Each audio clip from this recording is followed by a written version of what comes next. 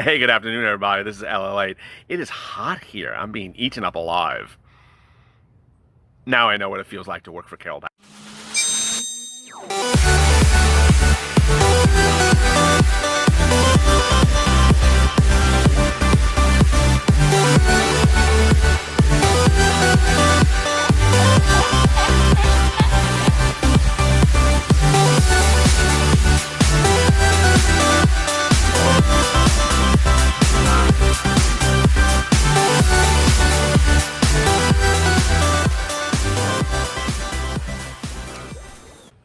Hey, good afternoon, everybody. This is LALATE for Afternoons LALATE, our 2-hour program block that starts every day at 3:30 with the check, then hazard pay, FPUC, and rent. This video, a new video live every 30 minutes. Part of LALATE's 3.5-hour programming block every day. Boy, I hope you're tuning in. We are now the net's fastest growing financial news channel. When we talk about rent in our second simplest package, there's so much confusion as to timelines and amounts and applications. And for the first time, this video is going to go over it as well. The eviction moratorium, the mortgage forbearance moratorium, and the rent aid programs and proposals of the second stimulus package have caused a lot of confusion for viewers who think that everything is just there and they don't have to worry about it, and it's simply not true. So for the first time ever, I'm going to go really over the biggest misconceptions about rent on the second stimulus package so you get clarity about things that you have asked about in the comments in recent days. First, the rent grant of the second stimulus package proposals, whatever one we're talking about, all call for a grant money for you to get. Where is that? How do you apply for it? And all that is generally the questions I get. First, it's not law. It hasn't been approved. It hasn't been voted by both members of Congress, so you can't apply for it anywhere. Second, is there a draft of the application anywhere? No. Third, where would you apply for it? Is there a particular agency you apply for it? We just don't know. We do know it'll be the part of the federal government that you apply for it. We do know that you personally would apply for it. We do know that you would do 2 applications, one for your landlord. You would provide information about your landlord in one application, and the other one would be for utilities. You would apply and list the utility companies that you pay bills for. That's that. But ultimately, the future of a rent grant program is simply unclear. I mean, it's just a 50-50 crapshoot at this point, because the stimulus package being introduced next week does not have rent in it. It absolutely does not have rent in it. It's a $500 billion package that includes stimulus checks and enhanced unemployment benefits, K through 12, and testing as for Americans. It does not have anything for rent aid in it. So where would the rent aid be? It would be in the stimulus package thereafter, which is also called phase 2 of next week's package, or you can call it the third stimulus package, which would likely be introduced 2 weeks from next week, but we really don't know, somewhere in the month of September.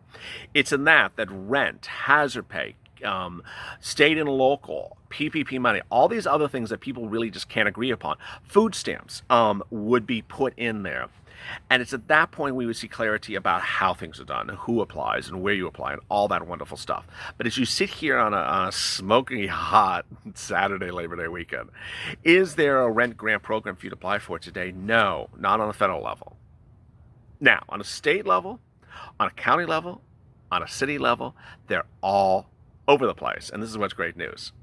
I've detailed a lot on this channel. Before any relief was given to you by the federal government, way to give money. My job was to help get people money that was out there and to give them information, empower them to find where that grant money is. So if you're looking for rent money now and need it today, not 3 weeks from now, then you should be on Google all the time and looking for rent grant plus your state, or rent grant plus your county, or rent grant plus your city. And you should look for those grant programs because they go live and then they aren't available forever. Most of the grant programs are based upon economic thresholds, so they don't allow a lot of people to apply who made over about generally $90,000 2019 gross rev. They generally have a threshold for eligibility based upon economic levels of 2019 and based upon impact from COVID-19. I have viewers that always ask me, Why don't they go off at 2020? I'm not making any money now because they have to have a benchmark for the entire year, and they use 2019. That's grants. Now, how about evictions? And how about mortgages and foreclosures? Well, the executive order that created the whole impetus that became the CDC order this week, an eviction moratorium and mortgage forbearance order, really teed up a lot of stuff. And if you watched Mornings LA and you watched Check this afternoon at 3:30 afternoons, you'll see me talking about this president really always giving tip-offs of what he's going to do before he's going to do them. Sometimes he says it. Sometimes his cabinet members say it because they know it's coming. And when I read this morning was a comment from Steve Mnuchin that talked about a pending eviction moratorium several weeks ago. And in that comment, Mnuchin said, and we'll do it a certain way. You'll have to apply with a declaration that you're impacted by COVID-19. It will be narrowly tailored for some people that clearly need protection. It'll ensure that the eviction is effective right away. Well, now when we look at the eviction moratorium, it's completely consistent. It's completely consistent with everything that we have been told would be in it. What's important, though, is if you're a viewer of this channel, to understand that an eviction moratorium does not mean you do nothing. Because if you do nothing, you're going to be finding yourself on the street. The eviction moratorium this week required you to do work.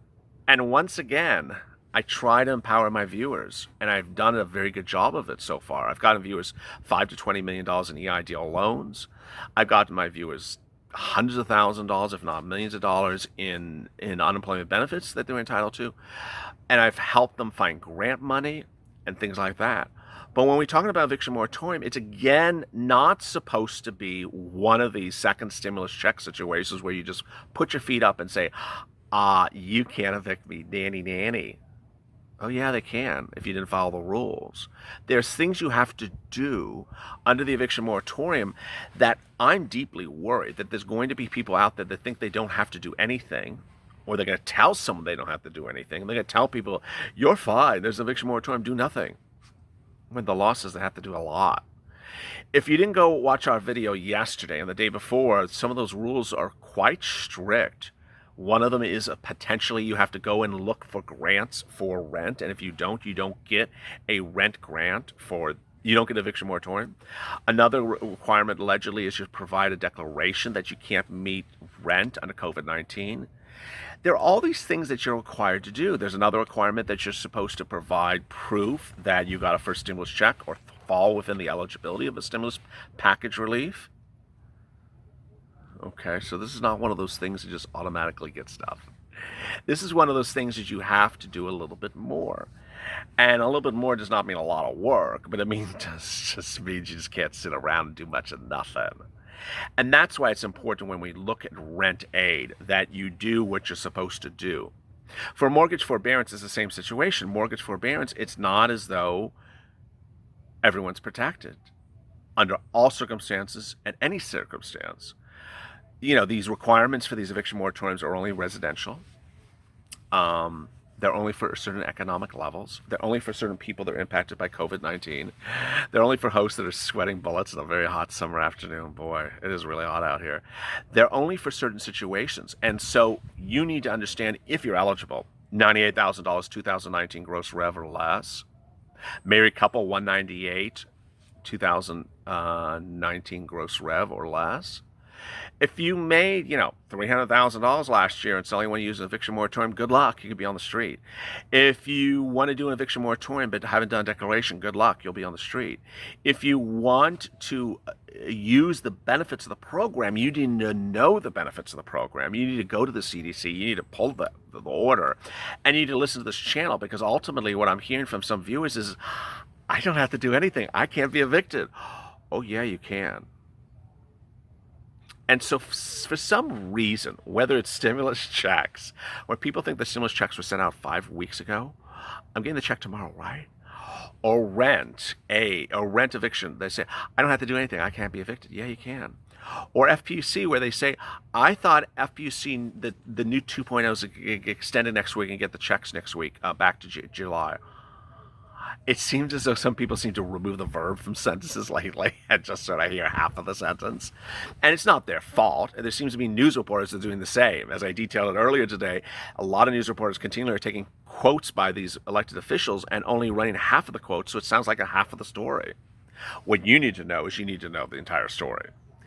And if you don't like something, be cautious, because ultimately that might be a reason why it's not good. Finally, understand that eviction moratoriums can be more stringent on a state level than a federal level. So states can have more stringent ordinances than what you're seeing locally. With that, there's a lot more to remember and a lot more to see. But for that, always stay with me, because I'm always updating you when something comes live. Go to the front channel, hit the subscribe and alert button so you get alert when a new video goes live. I'm working around the clock, ensuring that you get correct information as soon as it hits. And so if you're on this channel and you're subscribing and you're posting comments, I thank you. And if your comments don't have a little red button next to it, then you haven't publicly subscribed. Go in the pinned comment to this video, and there's a description link on YouTube of how to ensure you are publicly subscribed. I respond to publicly subscribed viewers before others. Then after that, like this video. Liking the video helps. It helps the video appear high in the ranks so other viewers find this video who have questions that you have in watching this video answered. Coming up this evening is LALATE starting at 6:30 with a 1-hour programming block. Stay informed, stay smiling, stay focused, and stay alive.